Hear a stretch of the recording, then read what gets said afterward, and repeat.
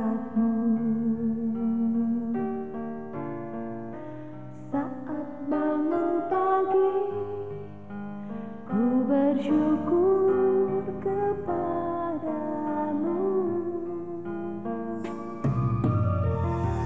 Di sepanjang hari, sampai kawan malam,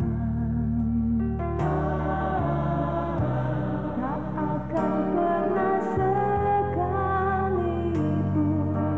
ku dilupakan.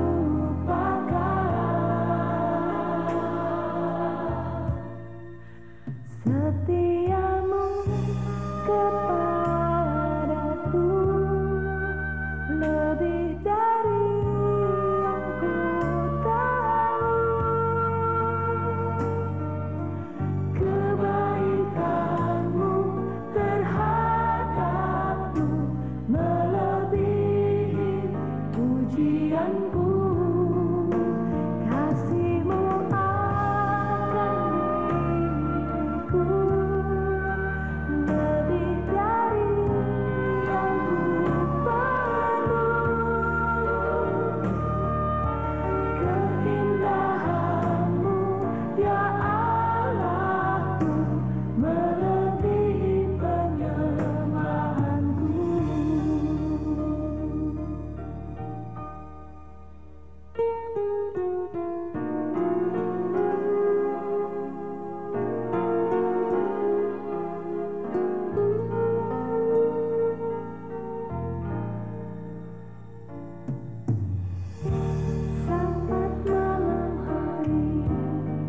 Saat malam hari. Dan hari ini saya mau masuk buat saudara tentang penghakiman terakhir. Sikap orang percaya dalam menghadapi penghakiman terakhir. Kalau saudara masih ingat gambar yang minggu lalu saya sampaikan buat saudara, maka secara singkat saya gambarkan di situ masa gereja, masa akhir zaman. Lalu ada apa? Masa aniaya, di mana gereja Tuhan diangkat, amin. Gereja diangkat. Lalu apa? Masa 1000 tahun, di mana iblis dirantai dan orang benar akan apa? Memerintah. Lalu kemudian akan ada penghakiman terakhir. Nah, konteks ini yang kita bicara. Meskipun nggak semua yang saya bicara dari titik ini, tetapi yang saya mau bicara tentang penghakiman. Coba lihat Ibrani pasal 9. Saya ngerti kata itu adalah kata yang menakutkan buat banyak orang. Hah? Penghakiman? Ya, karena kata penghakiman seringkali menakutkan buat banyak orang. Ibrani 9 ayat 23.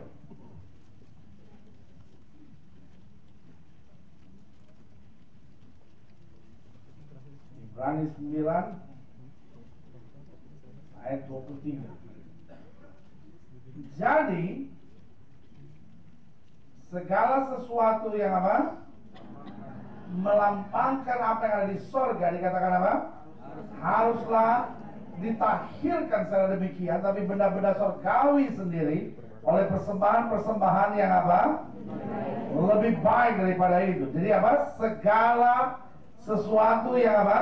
Melambangkan apa yang di sorga haruslah ditahirkan secara demikian. Maksudnya gini, apapun yang melambangkan sesuatu yang akan berasal di sorga atau sesuatu yang akan berada di sorga, Alkitab bicara nggak bisa ditempatkan begitu saja, tetapi sebelum ditempatkan harus apa? Disucikan. Nah, salah satunya apa yang melambangkan yang akan ada di sorga?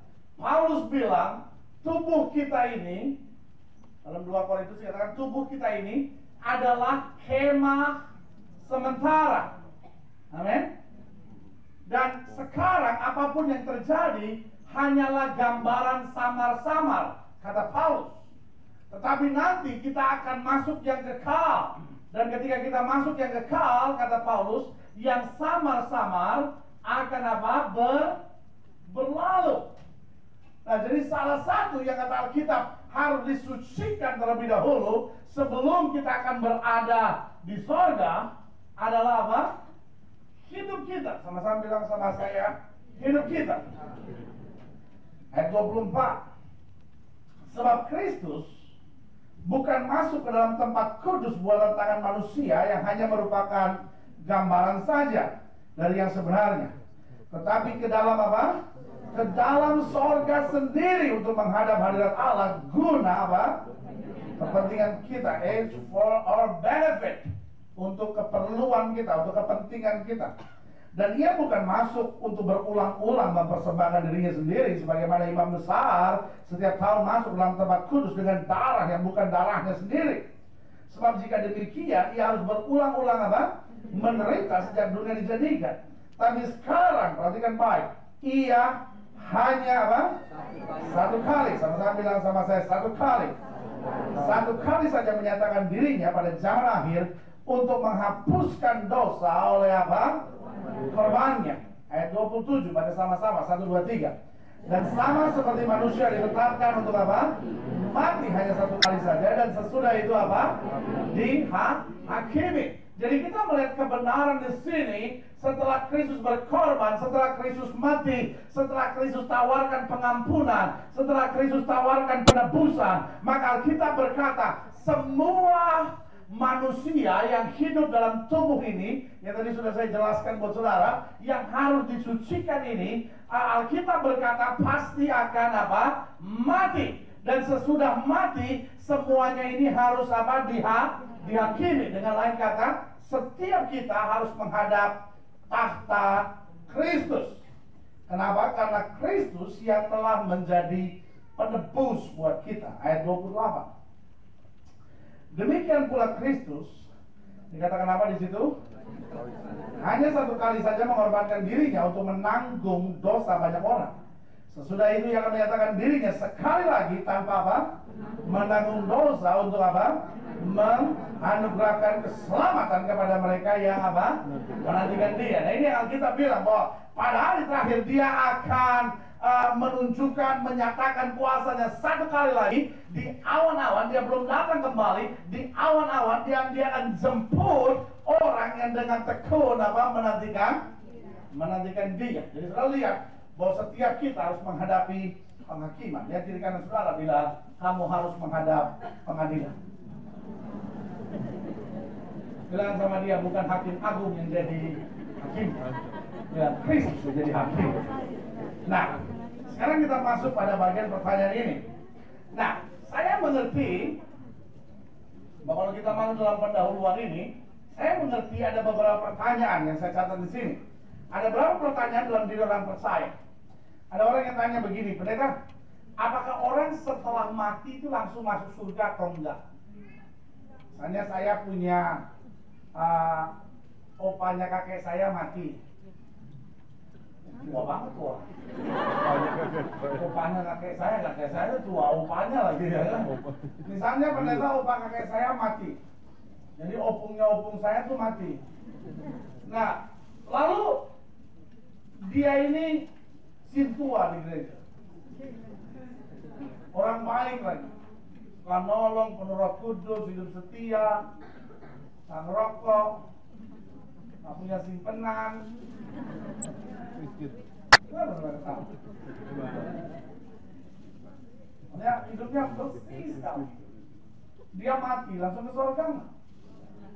Nah, satu lagi ini udah hidupnya nggak benar, minum mabok. Ada orang yang langsung berpikir, ya udah kalau dia mati, berarti dia masuk surga. Loh, ya kan kita di dalam Kristus nggak akan ada dihakimi lagi. Atau sebaliknya, kalau dia mati hidupnya jahat, dia langsung masuk neraka. Siapa yang menghakimi? Semua orang juga udah tahu hidupnya. Ya, nah itu akan kita jawab hari ini. Lalu ada juga pertanyaan, apakah hanya orang yang di dalam Yesus yang akan diselamatkan? Ada orang yang bilang, pendeta, jadi cuma orang Kristen aja yang diselamatkan. Alkitab nggak pernah bilang begitu. Mungkin saudara balik bertanya sama saya dan, kalau begitu hanya orang yang di dalam Yesus yang diselamatkan. Iya, pasti karena kita berkata di bawah kolong langit ini tidak ada nama lain yang olehnya kita dapat sampai kepada Bapa jika tidak melalui Kristus. Amin. Yesus bilang tidak ada seorang pun sampai kepada Bapa jika tidak melalui aku. Saya terus bilang, di bawah kolong langit ini tidak ada nama lain olehnya manusia selamat kecuali di dalam nama Yesus. Amin. Ya kan? Tapi pertanyaan kita langsung, loh, kalau gitu di mana keadilan Allah? Kalau gitu Allah nggak adil dong.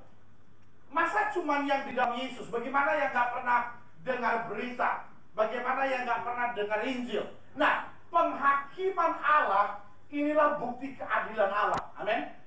Dengar baik, Allah tidak pernah melemparkan manusia ke neraka tanpa, dengar baik, Allah tidak pernah melemparkan manusia ke neraka tanpa menghakiminya terlebih dahulu. Amin. Bangsa kita hari-hari ini lagi rame soal Bulog Gate Part 2. Karena presiden waktu itu jatuh karena kasus Bulog Gate. Nah, sekarang ketua DPR katanya punya masalah sama Bulog Gate. Untung pendeta nggak punya hak untuk mengeluarkan dana non budgeter dari Bulog. Kalau enggak ada pendeta juga kali yang di rupanya Bulog ini berbahaya juga. Bulog. Untung nggak ada Pak Loknya.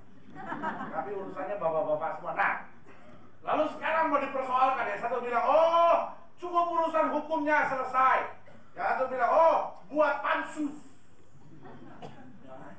Kan dia dulu yang bikin pansus, sekarang juga bikin pansus buat dia.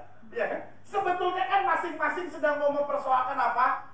Jangan pernah hukuman dijatuhkan tanpa apa? Dihakimi. Lalu dengan kalimat selanjutnya apa? Adilnya. Makanya namanya biasanya pengadilan. Ya kan? Dan akar katanya itu adil. Tapi ada banyak pengadilan nggak adil. Ya. Nah, saudara gue yang kasih dalam Tuhan, kalau saudara bilang sama saya, lo kalau keselamatan cuma di dalam Yesus, berarti nggak adil dong. Nah, saya akan bilang sama saudara, saya setuju. Tapi saya mau beritahu hari ini, Allah tidak akan menghukum siapapun tanpa melalui proses apa? Penghakiman atau pengadilan Allah. Nah, sekarang mungkin saudara bertanya, lo kalau gitu apa jawabannya? Saya jumpai bahwa setiap kita akhirnya harus mempertanggungjawabkan setiap perbuatan kita. Amin. Setiap kita di hari terakhir nanti kita harus berdiri di hadapan Bapa dan kita harus mempertanggungjawabkan perbuatan kita. Lalu saudara mungkin menatap saya dan berkata, loh, kalau cuma yang di dalam Kristus diselamatkan itu tidak adil. Jawaban saya sederhana. Keadilannya, kita bilang dalam kitab Roma, semua manusia telah berdosa, semua manusia telah kehilangan apa? Kemuliaan Allah. Jadi kalau Allah menyelamatkan karena kita taat pada Yohanes 3:16, karena begitu besar kasih Allah akan dunia ini sehingga Ia mengaruniakan anaknya yang tunggal, lalu kita menanggapi barang siapa yang percaya kepadanya, maka berlaku janji Allah yang berkata, dia tidak binasa melainkan apa? Beroleh hidup yang kekal. Coba saudara lihat Roma pasal 14. Roma 14. Saya mau saudara ngerti di sini sehingga saudara punya dasar iman yang teguh. Roma 14 ayat 12. Jadi setiap kita ya harus menghadapi fakta itu. Ayat 12. Kita baca sama-sama. 1, 2, 3. Demikianlah dikatakan apa? Setiap orang di antara kita akan apa? Memberi pertanggungan jawab tentang dirinya sendiri kepada Allah. Jadi jelas di sini setiap manusia harus berhadapan dengan apa? Pengadilan Kristus. Nah, kapan pengadilan Kristus itu? Saya sudah jelaskan buat saudara. Pengadilan Kristus itu letaknya di sini. Nah, lalu kalau saudara tanya sama saya, bagaimana yang mati di zaman Musa? Musa sekarang ada di sorga nggak? Sorga kosong. Neraka kosong. Mungkin lagi overhaul. Ketawa, ngerti nggak? Nggak, saya juga nggak ngerti tadinya. Saya lagi baca koran, lalu saya baca itu dunia fantasi. Dari tanggal berapa sampai tanggal berapa libur karena overhaul. Jadi apa ya overhaul? Oh itu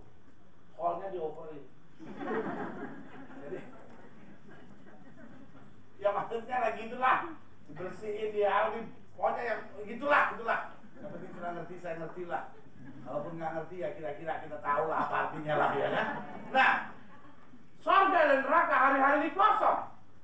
Kalau saudara mendengar saya berkata, pendeta, kenapa surga dan neraka kosong? Karena belum ada yang layak untuk masuk. Karena belum ada apa? Belum ada penghakimannya, belum ada pengadilannya.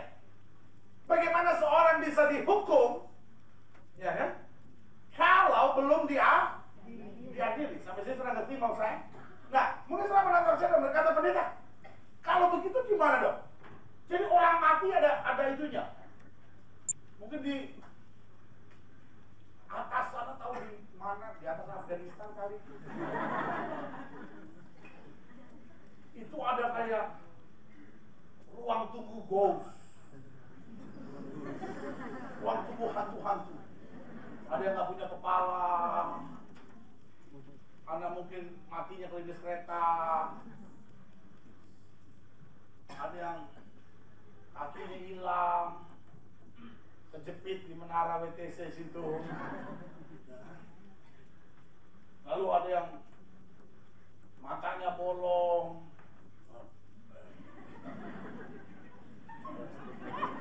Sama dia ngomong, lu matinya kenapa lu? Serang teroris. Lu terorisnya tuh. Oh, lu mati juga. Lu matinya kenapa? Kena bom Amerika gua. Oh iya.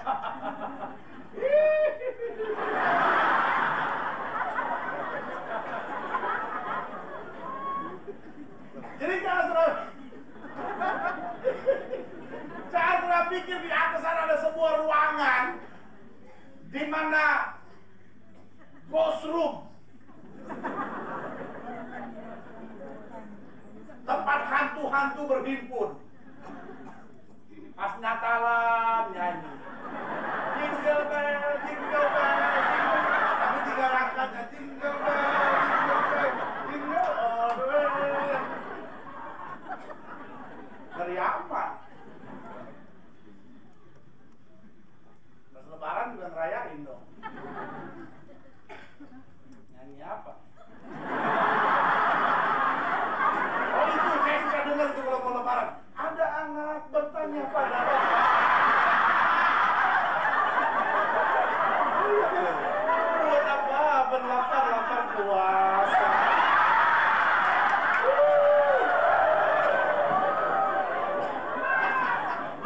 Kan pendeta nggak boleh tahu lagu begituan. Tahu, aduh. Kita hidup di Indonesia kan, jalan kemana juga ada kan. Anak bertanya pada Bapak. Saking seringnya saya di rumah tiba-tiba ada.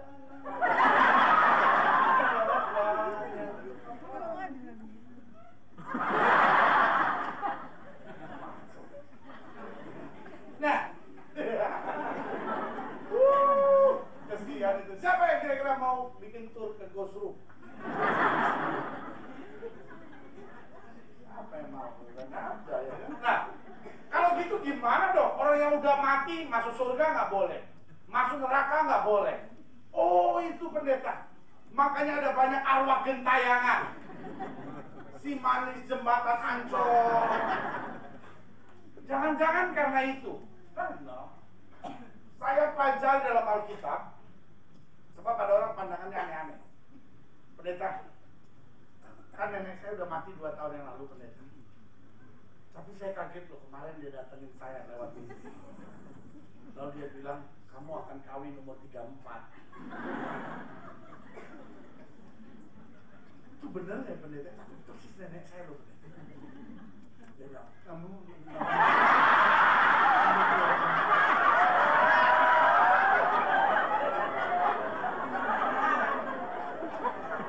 nah, jawaban saya, itu bukan nenek saudara, tapi itu setan. Amin. Karena orang mati gak bisa ngatur-ngatur orang hidup.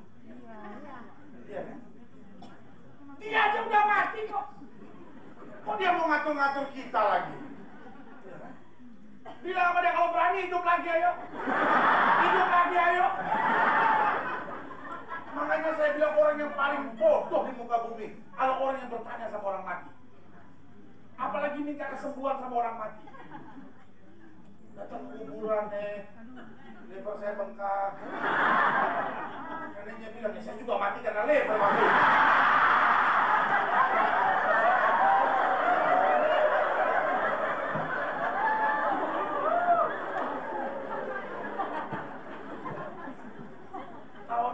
baru datang, bukannya datang ke gereja, tahun baru datang ke kuburan. Opung, tahun ini saya ujian Opung. Opung bilang ujian, Opung gak lulus-lulus.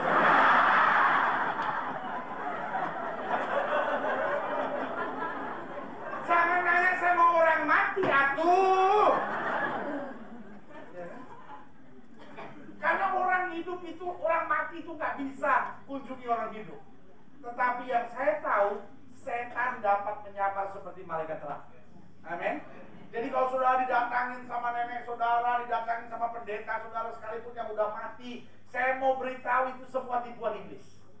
Mungkin saudara menaruh saya bilang, tapi benar lu, tapi benar. Waktu saya didatangin sama nenek saya udah mati, dibilang nanti kamu besok kebaktian TV, handphonenya hilang. Bener hilang.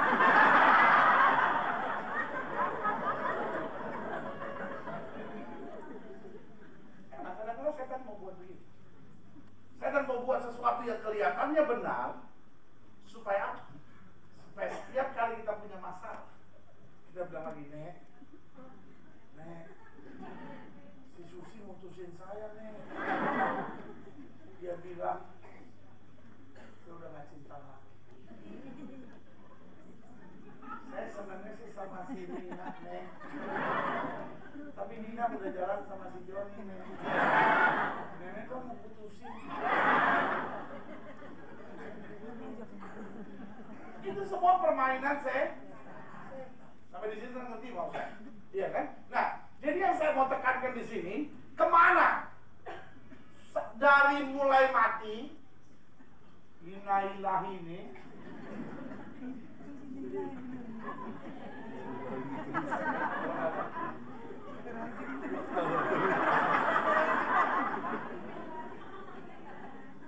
RIP, Republik Indonesia Papua.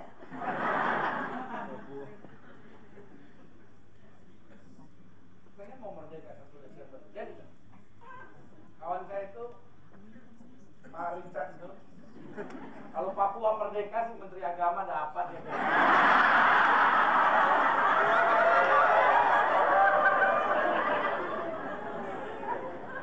Putra daerah itu asli Papua. Iya.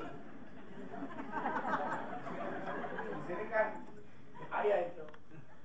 Oh, kalau di Papua sana Pak Richard lewat semua langsung karena itu anak asli Papua.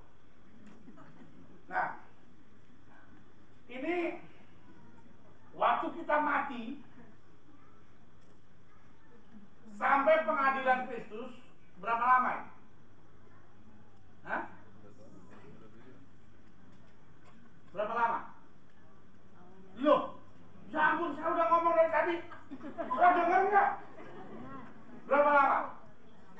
Hah? Berapa lama? Saya aja nggak tahu, apalagi saudara.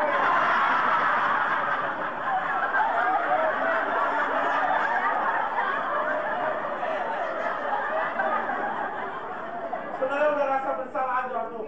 Biar aku berdosa terhadapmu. Kamu menerangkan aku bener nggak? Justru kalau saudara jawab, saya bilang sok tahu. Loh, iya kan orang kan matinya lain-lain. Ada yang matinya tahun 1632, 1634, 2001, 2004. Sebetulnya hidup ini kan cuma antrian pajak, hanya nomornya aja yang kita nggak tahu. Bener, hidup ini tuh antrian pajak, orang hidup itu antre. Jadi kita lahir nomornya udah ada. Cuman kita nggak bisa nanya sama orang, ini nomor berapa sekarang? 4.703, ya mau 704, nah dikit lagi.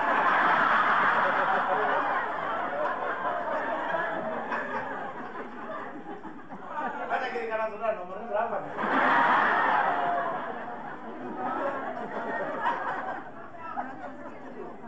Nah, dari seorang mati meninggal.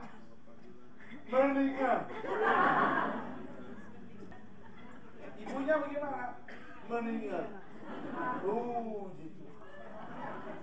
Meninggal. Kalau udah mendingan kan puji Tuhan. Bukan mendingan, mendingan. Ya udah. Mendingan juga. Mati.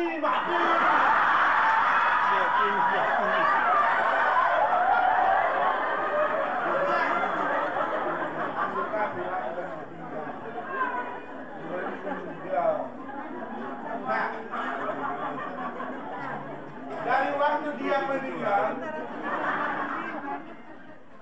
sampai pengadilan Kristus ada waktu yang tak terhingga. Kenapa saya bilang tak terhingga? Karena pengadilannya adanya di sini nanti. Sampai di sini sudah ngerti mau saya? Selama dia di sini, dia ada di waiting room.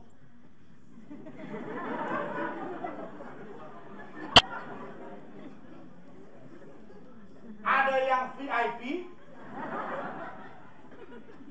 ada yang ekonomi. Setelah mengatakan saya bilang pendeta, saya kadang-kadang bingung pendeta. Yang mana masa ada VIP waiting room? Dari mana? Mungkin saya cuma pakai istilah ini supaya terpendam di pikiran saudara. Tapi Alkitab sudah jelas, meskipun belum melalui pengadilan, tapi kan sudah ada tanda-tandanya ini orang benar atau nggak benar. Makanya saya pakai istilah ini yang lebih gampang saya ingat. VIP untuk orang-orang yang benar. Ekonomi ini. Bukan ekonomi lagi. Dulu kalau bioskop ada namanya kelas kambing. Betul kan? Kelas kambing. Kenapa namanya kelas kambing? Kan kambing juga mahal. Oh mungkin bau. Iya. Nanti kayak kambing. Saya ikut teman saya satu kali mau beli kambing bau. Iya. Habis kambing nggak pernah mandi. Nah, kalau hidup kita benar di dalam Lukas 16 itu disebut apa? Kita ada di pangkuan Abraham. Nah, kalau hidup kita jahat, kita ada pada siksaan, tempat penderitaan. Kita bisa lihat di overhead, dalam bahasa Yunaninya disebut paradeisos. Dalam bahasa Inggris disebut paradise. Bahasa Indonesia terjemahinnya apa ya? Firdaus, ya, Firdaus. Tapi orang Indonesia kadang-kala nama anaknya dikasih nama Firdaus. Firdaus itu bukan nama orang, tapi nama tempat. Nah, orang benar itu ditaruh di Firdaus atau paradeisos sebelum dia masuk Uranos. Uranos itu sorga. Jadi jelas Alkitab tuh membedakan antara waiting room-nya ini, ya kan? Jadi dia belum diadili, tapi sudah diarahkan. Nah, mereka yang dalam apa itu namanya Lukas 16 kita baca aja. Lukas 16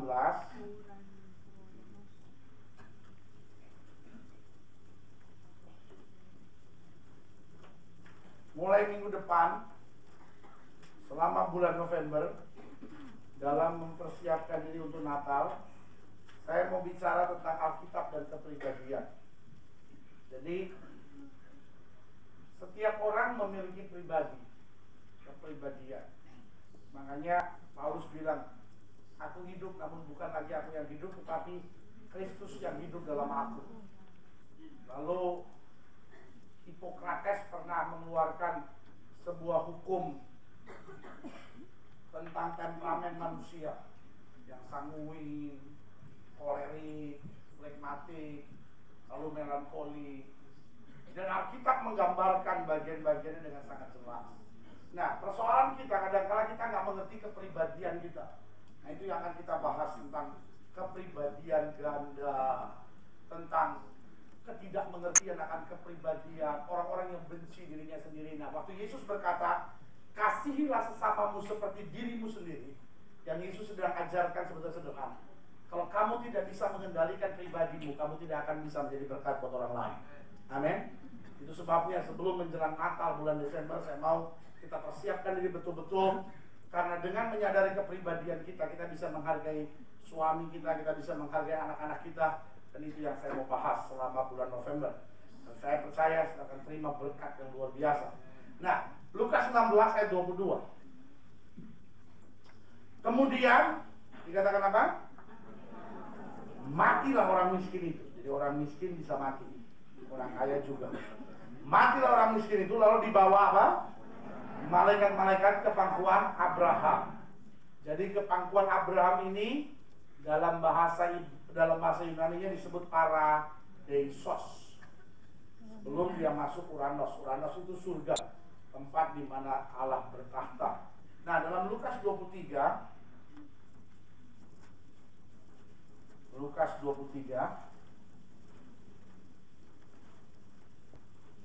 waktu Yesus disalibkan, Yesus bilang sama penjahat di sebelah kanannya itu.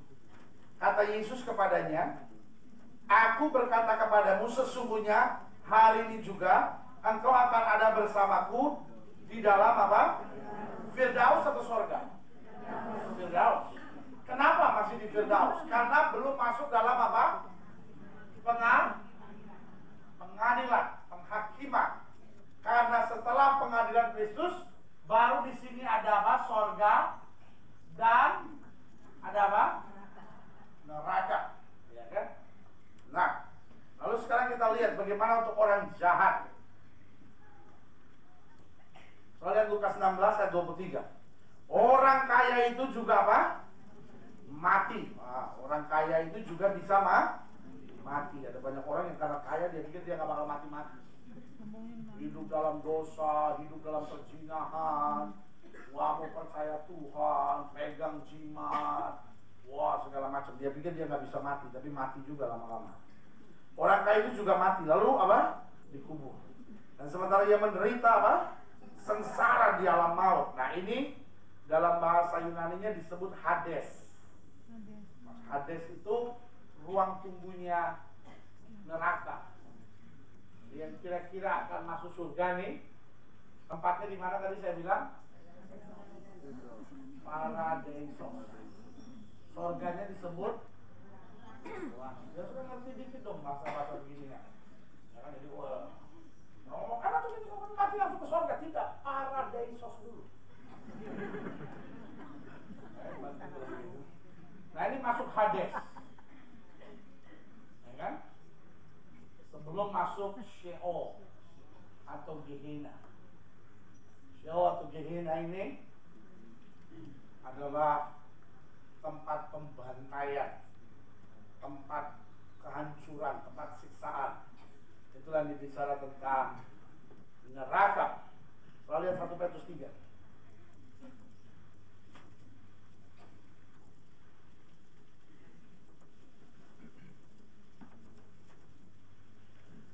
Sebab dikatakan apa? 1 Petrus 3:18. Sebab juga Kristus telah mati sekali untuk segala dosa kita, Ia yang benar untuk orang-orang yang tidak benar, supaya Ia membawa kita kepada Allah. Ia telah dibunuh dalam keadaannya sebagai manusia, tetapi Ia telah dibangkitkan menurut Roh. Di dalam Roh itu Ia pergi apa? Memberitakan Injil kepada roh-roh yang di dalam apa? Penjara. Ini khusus untuk Kristus. Untuk Kristus, ketika dia mati, dia menyampaikan firman kepada apa? Roh-roh di penjara. Wah, hari-hari ini banyak penafsiran bahwa kita bisa injili orang tua kita yang sudah mati, karena Yesus juga memberitakan roh-roh kepada mereka yang di penjara. Nah, saudara yang kasih dalam Tuhan, ini sama sekali tidak ada hubungannya dengan itu. Tapi yang Alkitab sedang bicarakan, karena ingat, ada masa sebelum Kristus, ada masa sesudah Kristus. Musa diselamatkan kenapa? Hah? Musa bisa diselamatkan nggak?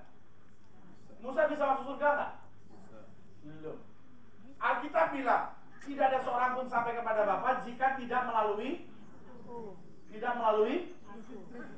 Yesus. Betul? Musa diselamatkan karena apa?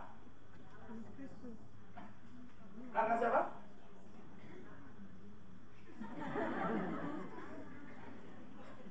Tidak ada yang diselamatkan kecuali melalui Yesus. Berlakunya mulai kapan?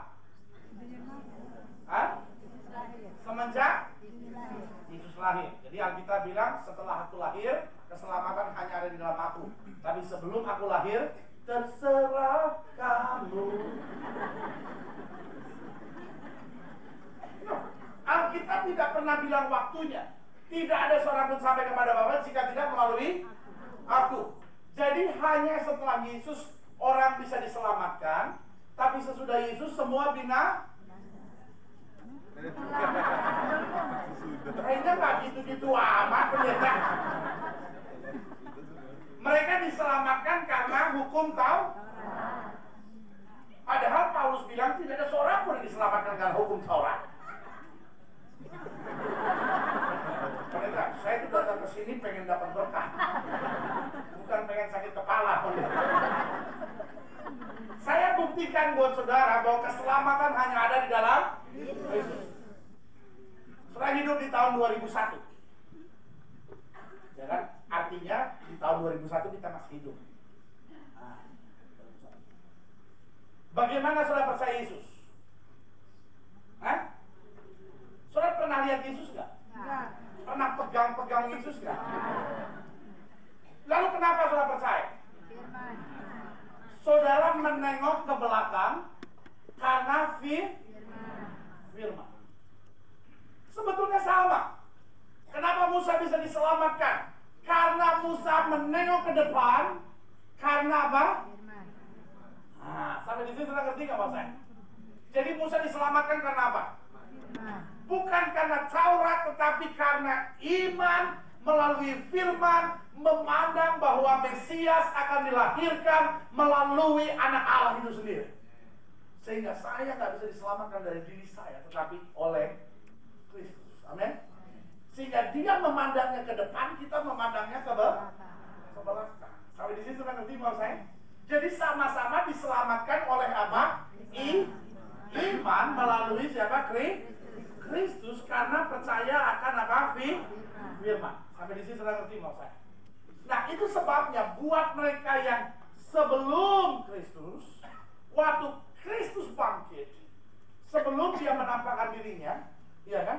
Dia harus turun ke dalam kerajaan maut untuk menyatakan kuasanya kepada yang ada di penjara. Nah, dia bicara tentang ini, Hades dan Paradeisos ini. Ngerti? Sampai di sini sudah ngerti mau saya? Untuk memberitahu, hey, apa yang selama ini kau imani sudah terbukti. Aku Mesias sudah dilahirkan. Sampai di sini sudah ngerti mau saya? Aku Mesias sudah menghancurkan maut. Aku Mesias sudah mengalahkan kematian. Sampai di sini sudah ngerti mau saya? Jadi kalau ada orang bilang, oh kita harus menginjil untuk orang-orang mati, ya kan? Oh kita bayangin wajahnya, kita sebut namanya, kita bilang engkong, dalam nama Yesus engkong, roh jahat yang menjadi engkong, keluar sekarang. Engkong masuk surga. Plak. Saya mau bilang itu aneh, saudara. Ya kan? Karena ini hanya berlaku di zaman Kristus. Kenapa? Karena mereka memandang ke depan, tapi kita sesuatu yang sudah terjadi. Mereka memandang sesuatu yang belum terjadi. Nah, jadi keadilan Allah di sini mutlak dibuktikan dengan apa? Penghakimannya. Dengan apa? Dengan pengadilannya. Nah, tapi sekarang pertanyaan kita, kalau buat kita yang percaya sudah jelas dari kematian sampai masa pengadilan. Di sini yang disebut apa? Masa penantian. Kita bahasa Indonesia nggak punya istilah yang lebih bagus, tetapi dalam Petrus dipakai istilah apa? Penjara roh.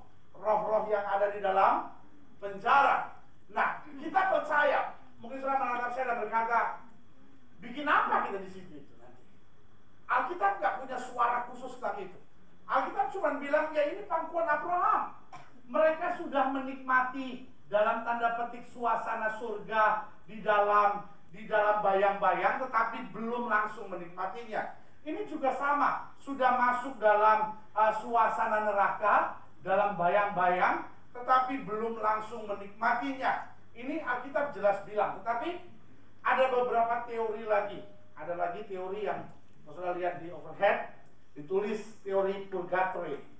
Nah, teori purgatory ini atau biasa dikenal sebagai istilah api penyucian. Jadi teori ini berkata begini, Allah itu Allah yang baik. Allah nggak mungkin tega melemparkan manusia ke dalam Sheol dan Gehenna, karena manusia ada ciptaannya sendiri. Jadi Hades ini atau purgatory ini sebetulnya adalah tempat untuk manusia dipersiapkan. Misalnya dosanya banyak, ya mungkin 48 tahun ada di Hades, lalu habis itu baru pindah Paradisos supaya dia bisa masuk Uranos. Tapi kalau dosanya kecil, cuma suka nipu-nipu bini dikit, dan nipunya juga ada alasan. Ya habis pendeta, kalau istri saya nggak ditipu suka marah-marah melulu. Ya saya kibul-kibulin dikit lah pendeta, tapi saya nggak maksud jahat kok.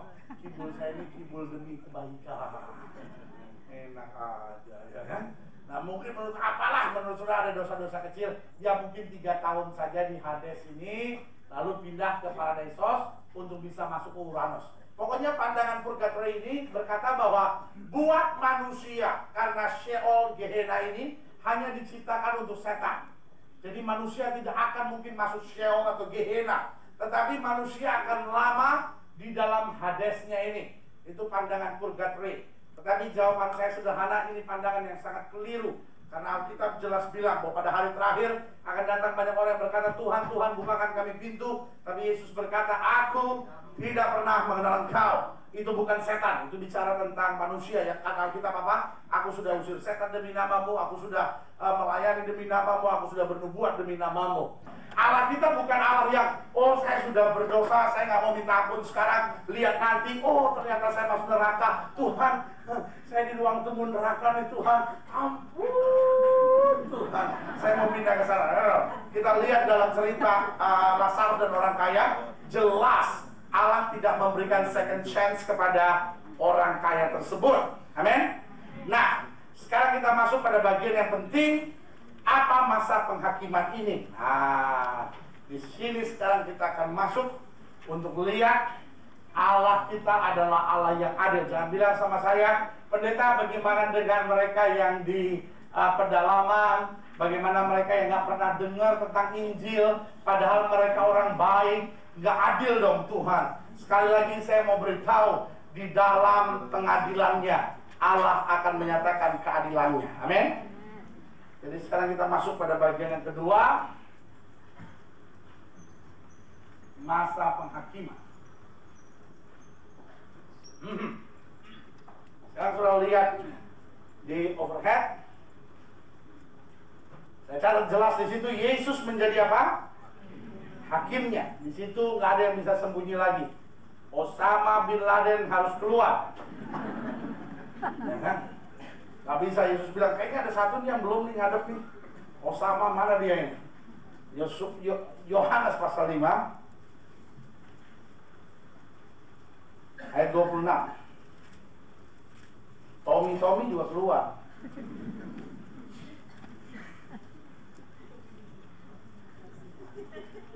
Orang nggak tahu. Orang cuma pikir Tommy sudah ganti nama jadi Abdullah. Ada aja udah ganti nama jadi Osama bin Laden. Yohanes 5 ayat 26. Sebab dikatakan apa? Sama seperti Bapa mempunyai hidup dalam dirinya sendiri, demikian juga apa? Diberikannya anak mempunyai hidup dalam dirinya sendiri.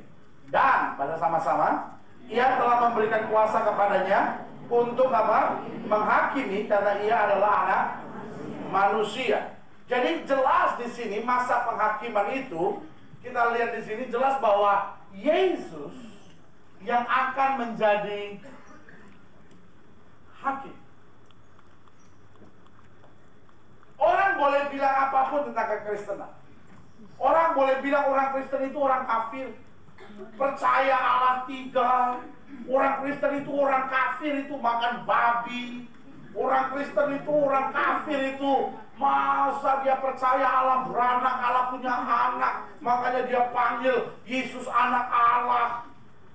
Orang boleh bilang apapun, tapi saya mau beritahu buat saudara, Yesus akan datang kembali sebagai hakim. Hari ini orang boleh bakar gereja, hari ini orang boleh turunin gambar Yesus, hari ini orang boleh bakar injak-injak, lalu ludahin gambar Yesus. Tapi hari itu saya mau beritahu, Yesus akan datang kembali sebagai hakim. Amin. Sebagai hakim. Makanya saya bilang terlalu bodoh jika hanya karena jatuh cinta kita tinggalkan Yesus. Lalu dengan tenang kita bilang, ya pendeta, semua agama kan sama. Buat apa saya mempertahankan Kristen, tapi kehilangan dia. Banyak orang hanya karena takut kehilangan job, ya kan? Banyak artis karena takut gak dipakai lagi. Ya udahlah, kita mundur aja lah, udahlah. Atau ya kita tetap Kristen, tapi jangan terlalu overacting lah, gitu. Ya kan? Hanya karena apa? Hanya karena dia pikir, oh saya bisa dapat lebih banyak uang kalau saya tidak mempertahankan Yesus saya. Tapi hari ini saya mau beritahu buat saudara, Yesus bilang, apa artinya kamu dapat di seluruh dunia ini jika jiwamu binasa? Dengan lain kata Yesus bilang, hanya karena jatuh cinta kau mau tinggalkan aku, sampai ketemu nanti di pengadilan.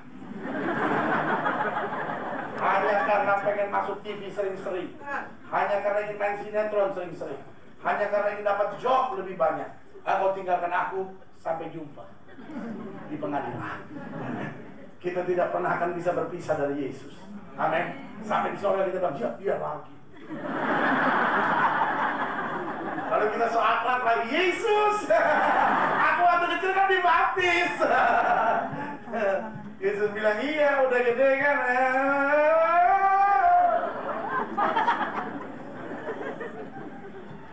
Kecilnya memang kamu baik, coba kamu mati waktu kecil, masuk surga kamu.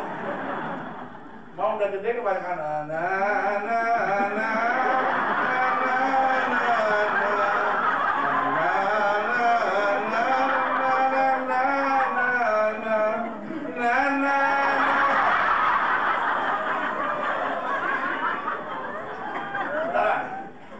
sebagai hamba Tuhan saya bicara hati-hati bos. Apapun tantangan kita, ingat sampai berjumpa di pengadilan. Amin. Ada masalah besar, kita bilang, Tuhan, saya tidak akan mundur, karena saya tahu semua yang saya sedang jalani hari ini semua akan dibahas di pengadilan hakim, dan yang membahas adalah Yesus Kristus. Amin.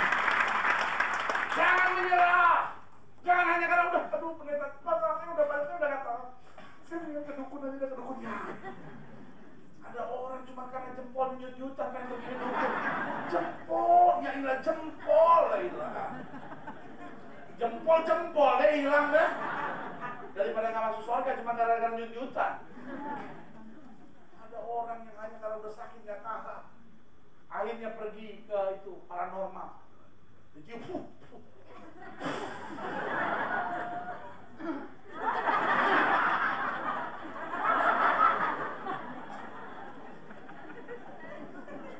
Yesus akan menjadi hakim. Amin. Kita bilang sama Tuhan, Tuhan, tantangan seberat apapun saya tidak mau mundur, karena saya tahu semua itu dicatat oleh Tuhan, dan saya akan berdiri di hadapan Tuhan sebagai hakim. Hanya saya tersenyum atau saya menangis hari itu. Kalau saya kuat bertahan, maka hari itu saya akan tersenyum. Tapi kalau saya menyerah hari ini, maka hari itu saya akan menangis. Karena Tuhan bilang, anak, seandainya saja kamu setia, kamu akan dapat mahkota. Tapi karena kamu tidak setia, hanya dari hadapan gue kamu berbuat kejahatan. Kita bilang, tapi Tuhan, saya kan suka nyanyi di gereja. Mana orang-orang kalau saya habis nyanyi diceprokin lagi, prok. Sweet. Tuhan bilang, karena kamu sudah dapat sweet-sweetnya, selesailah.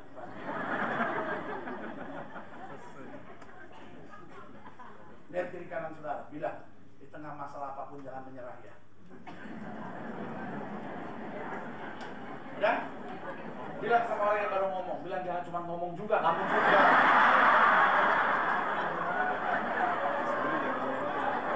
Amin?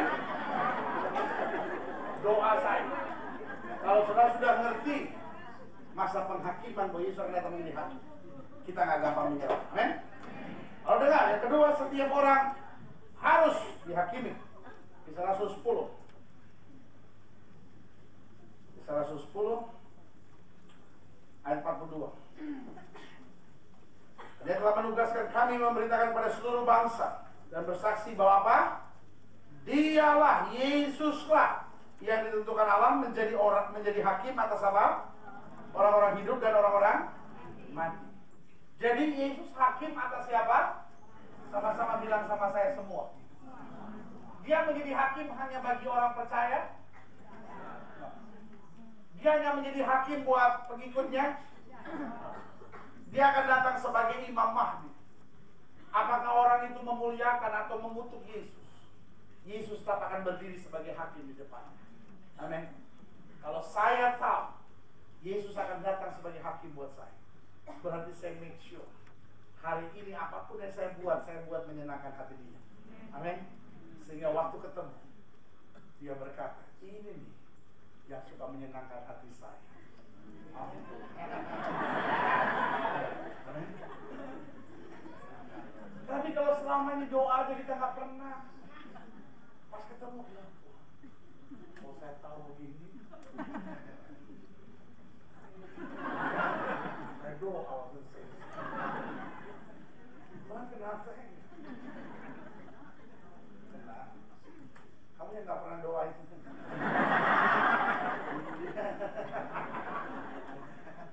Yesus menjadi hakim bagi apa? Semua. Lalu yang ketiga, 1 Petrus 4. Ini yang menarik. Khusus bagi orang percaya. Special for the believer. Khusus bagi orang percaya. 1 Petrus 4 ayat 17. Sekarang telah tiba apa? Saatnya penghakiman dimulai. Dan pada rumah Allah sendiri yang harus apa? Pertama-tama dihakimi. Jadi yang ketiga, khusus untuk orang percaya,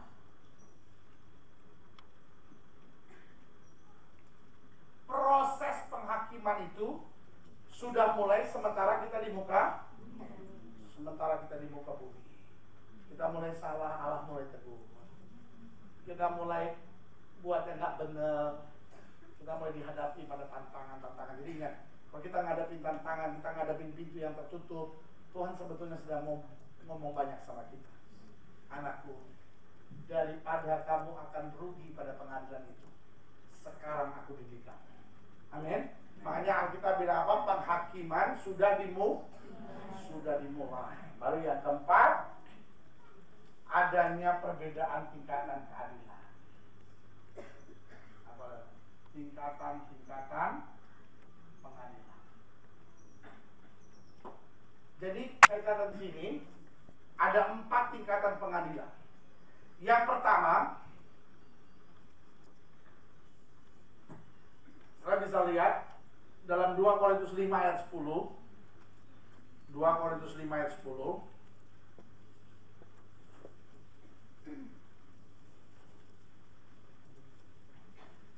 Sebab kita semua dikatakan apa? 2 Korintus 5 ayat 10. Sebab kita semua dikatakan apa? Harus menghadap tata pengadilan Kristus, supaya setiap orang menerima apa yang patut diterimanya sesuai dengan yang dilakukannya dalam hidupnya ini, baik ataupun jahat. Jadi yang pertama, ini jenis pengadilannya disebut tahta Kristus. Nah, pengadilan ini adalah pengadilan bagi orang benar. Ini bukan soal sorga atau neraka. Pengadilan ini khusus untuk apa? Khusus untuk pembagian mahkota. Nah, mungkin pertanyaan saudara, apa sih yang diadili? Beberapa hal saya catat di situ tentang talenta kita. Apalagi yang diadili? Tentang pekerjaan kita. Di dalam Matius 25 jelas dibicarakan tentang talenta. Lalu pekerjaan.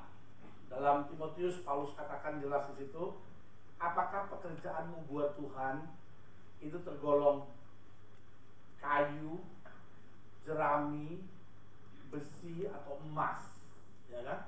Terbakar tambah meleleh atau terbakar tambah murni.